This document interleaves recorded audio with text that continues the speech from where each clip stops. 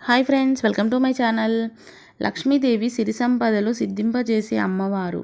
అందుకే అమ్మవారిని ప్రజలు భక్తి శ్రద్ధలతో నిరంతరం పూజిస్తుంటారు.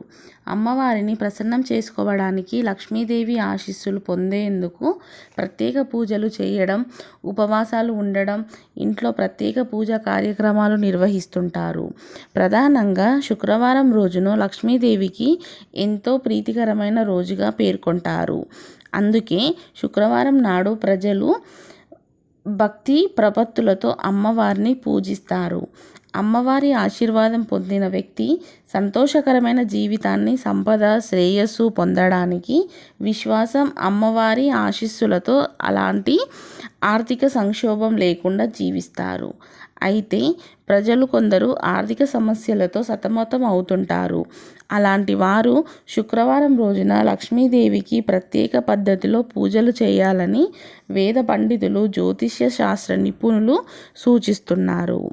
ఇలా చేయడం వలన సమస్యలు తొలగిపోతాయని చెబుతున్నారు. అయితే అమ్మవారిని పూజించడం ఎంత ముఖ్యమో, ఆ పూజలో ఎలాంటి పొరపాట్లు లేకుండా చూసుకోవడం కూడా అంతే ముఖ్యం అని సూచిస్తున్నారు. మరి శుక్రవారం ఏం చేయాలి, పూజ ఎలా చేయాలో చూద్దాం. శుక్రవారం సూర్యాస్తమం తర్వాత ఈ పనులు చేయొద్దు. అవేవో చూద్దాం. సూర్యాస్తమం అయిన తర్వాత గోర్లు, జుట్టు కత్తిరించుకోకూడదు. ఇలా చేయడం వల్ల ఇంట్లో నుంచి లక్ష్మీదేవి వెళ్ళిపోతుంది. ఇలా చేయడం వల్ల ఇంట్లో నెగిటివ్ ఎనర్జీ వచ్చి క్రమంగా అప్పులు పెరుగుతాయి.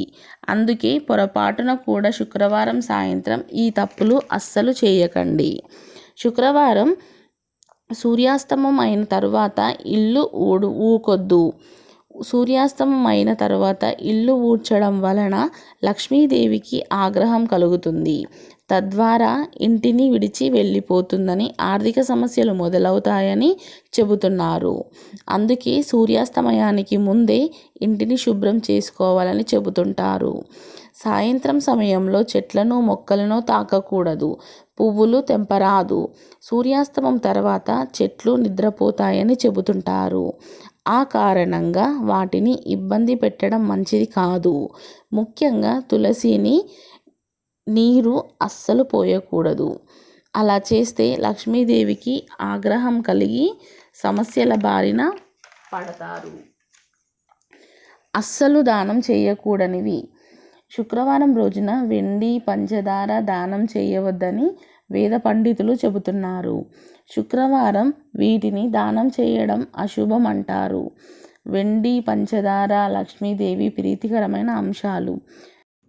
వీటిని దానం చేయడం వల్ల శుక్రగ్రహం బలహీనపడుతుంది. దీని కారణంగా జీవితంలో డబ్బు లేకపోవడంతో ఆనందం తగ్గుతుంది. Thank you.